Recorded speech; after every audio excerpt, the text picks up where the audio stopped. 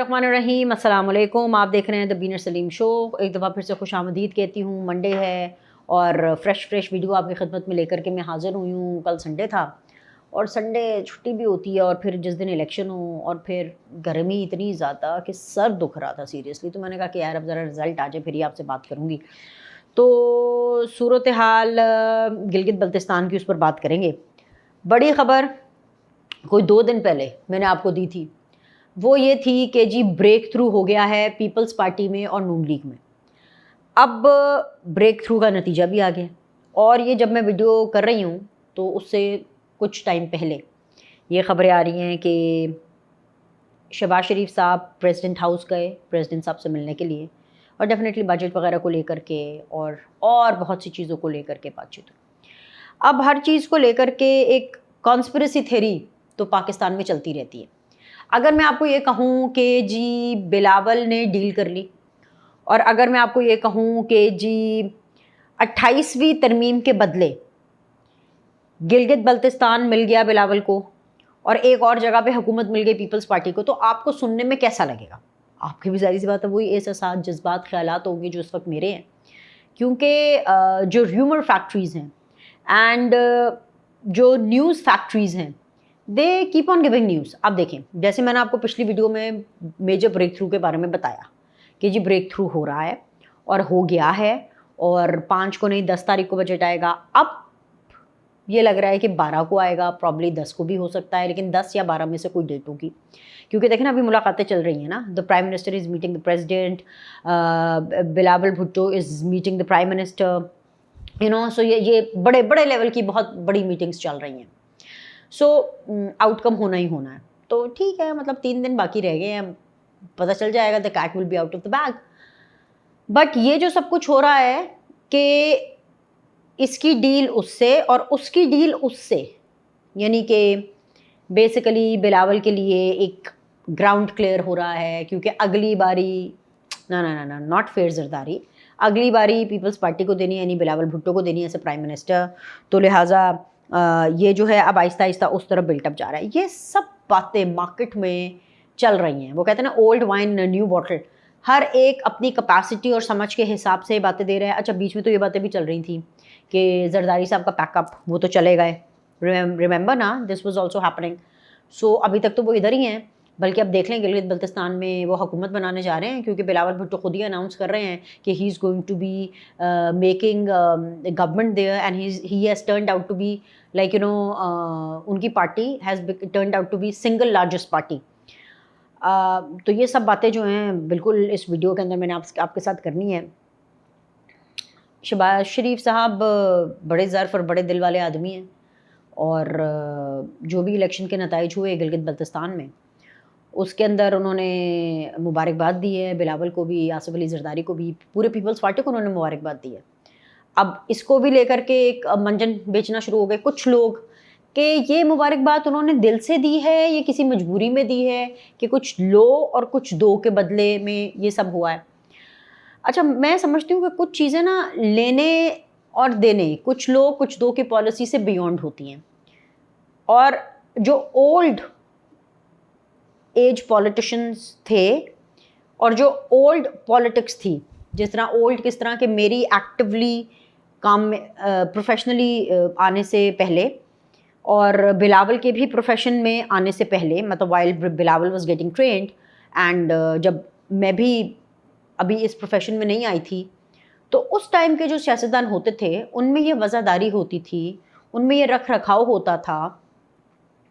किसी की फौतगी हो गई तो अफसोस करना है और लाजमन करना है और किस तरीके से करना है। किसी की शादी है, किसी के घर में शादी है, उस शादी वाले घर में कैसे जाना है, ये किस तरह मिलना बरतना है। अगर किसी हल्के के बंदे पे या अपने किसी बंदे के ऊपर, किसी पॉलिटिशियन के ऊपर अगर कोई बुरा वक्त आया है, कोई टफ टाइम आया है, तो उसको किस तरह से डील करना है, उससे किस तरह से गुजरना है। और अगर कोई खुशी आई है तो उसको कैसे मिलना है, किस तरह से गुजरना है। और इलेक्शंस भी होते थे, डेफिनेटली एक दूसरे के रवायती हरीफ भी होते थे, लेकिन ये एक वज़ादारी एक थी जो कि पाकिस्तान तहरीक-ए-इंसाफ की सियासत में या उनकी सियासत में आने से ये चीज़ें इफ़ेक्ट हुई। मतलब कि वो तो एक 36 का आंकड़े से भी कहीं ज़्यादा कि पोल्स अपार्ट हो गए ना। भाई जाहिर सी बात है, अगर इमरान खान जलसों में खड़े होकर बोलेगा कि जी इनकी बेटियों के, जो उनके ऑपोजिशन के लोग हैं जिन्होंने पीटीआई को वोट नहीं किया या जो पीटीआई के वोटर सपोर्टर नहीं है, उनकी बेटियों से कोई शादी नहीं करेगा। मतलब आप सोचिए कि इस लेवल तक उस आदमी ने बात लेके चली गई थी। अब उस चीज़ को नॉर्मलाइज होने में, रैशनलाइज होने में, वापस उन चीज़ों में जाने में वो थोड़ा सा हमारे लिए भी एक अचंभा सा लगता है, बिकॉज डेफिनेटली एक्टिवली अपने करियर में मैं चीज़ें अब ये देखूंगी, ये वज़ादारी कि जी he lost the election, Peoples party was on number 2 and in Gilgit Baltistan, लेकिन उन्होंने मुबारकबाद दी। उन्होंने कहा कि अच्छा जी ठीक है, हम एक्सेप्ट करते हैं, नताइज को भी एक्सेप्ट करते, तस्लीम करते हैं। पीएमएलएन नंबर 2 पे है। अब वो पार्टी जो कि 90% पॉपुलैरिटी का क्लेम करती है, विच इज़ पाकिस्तान तहरीक इंसाफ, मतलब कि उनके पल्ले में अभी तक सिर्फ 2 सीटें आई हैं, ठीक है। मतलब they are on number 3-4 actually, ठीक है। सो ये ना बड़े बोल नहीं बोलने चाहिए। अलमिया क्या है? 2 अलमिया।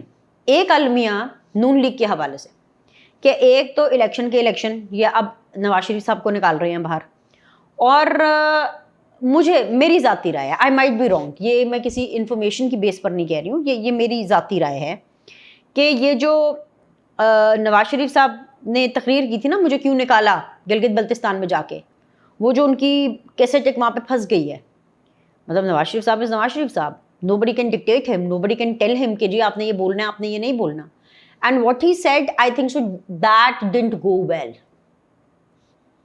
समझ तो आप गए होंगे, that didn't go well, and I think so कि उसकी वजह से शायद पीएमएलएन को ज़्यादा वोट नहीं मिले। वरना अगर मैं परफॉर्मेंस की बात करूं, मेरे लाख इख्तलाफात पीएमएलएन से और उनकी तर्ज सियासत से। देखिए, मैं पीएमएलएन की जो वज़ादारी है, जो उनके खुला दिल है, जिस तरीके से वो मिलते हैं, जिस तरीके से इज्जत देते हैं, मैं उससे काफ़ी इम्प्रेस्ड हूँ। But when it comes to, मतलब कि when it comes to doing hardcore politics, तो मुझे समझ नहीं आती कि नून लीग बहुत ही नीवे हो गई है, बहुत ही वजह से नीवे हो के आप अपना टाइम गुजारो। पीपल्स पार्टी को भी मैं देख रही होती हूँ, आए रोज़ हर दूसरे तीसरे दिन बिलावल जो है वो चढ़ाई कर रहे होते हैं नून लीग के ऊपर, और नून लीग जो है वो हाथ बांध करके, सर नीचे करके जी हजूर जी हजूर जी हजूर कर रही होती है। इन अ वे एक तरह से जमहूरियत का हुस्न भी है, लेकिन इन अ वे लाइक कि there are times you have to give it back. अब ये एक अलमिया ही है कि पूरी इलेक्शन कैंपेन में जो गिलगित बल्तिस्तान की चल रही थी, नो डाउट बिलावल ने बहुत मेहनत की, नो डाउट बिलावल भुट्टो के बहुत बड़े बड़े जलसे थे, no doubt Asif was there, and like बड़े अच्छे जो स्ट्रेंथ थी जलसों के अंदर वो लग रही थी, लेकिन ये पैमाना नहीं होते वोट का। और नो डाउट अबाउट इट कि मैंने अपनी पिछली वीडियो में भी आप लोग को बताया था कि जो रिपोर्ट्स ग्राउंड से आ रही थी, जो रिपोर्टर्स गए हुए थे, मतलब हमारे पीटीवी का भी रिपोर्टर गया हुआ था, बाकी प्राइवेट चैनल के रिपोर्टर्स, और वो जो एक्सपर्ट्स थे, जो कि इलेक्शन एक्सपर्ट्स थे, वो यही क्लेम कर रहे थे कि जी नून लीग की तो 11-12 सीटें पक्की हैं, Noon League is passing in flying colours, कि नून लीग ने तो भाई नवाज शरीफ फैक्टर चल गया है और ये पता नहीं क्या हो गया, और नून लीग जो है वो इतनी सीटें ले गई। पीपल्स पार्टी का कह रहे थे नंबर 2 पे होगी, और हाँ, ये बिल्कुल प्रोडिक्शन थी कि पीपल्स पार्टी और नून लीग नेक टू नेक होगी। यानी कि ये अगर क्लेम किया जा रहा था कि 11-12 सीटें या 10 से 12 सीटें अगर नून लीग लेगी, तो जो पीपल्स पार्टी है वो भी 8-9 सीटें निकाल लेगी, ठीक है। और पीटीआई की कोई क्लेम नहीं था कि जी, पीटीआई का तो कह रहे थे सभी बहुत ही बुरा हाल है, और जो इंडिपेंडेंट हैं, जो आज़ाद उम्मीदवार कुछ होते हैं, उनको डेफिनेटली कुछ मिल जाएगा, और उन्होंने डेफिनेटली आउट क्लास परफॉर्म किया फिर से गिलगित बल्तिस्तान के इलेक्शन में, and they will be a game changer. जो इंडिपेंडेंट हैं वो गेम चेंजर होंगे गिलगित बल्तिस्तान में हुकूमत फॉर्मेशन के लिए भी।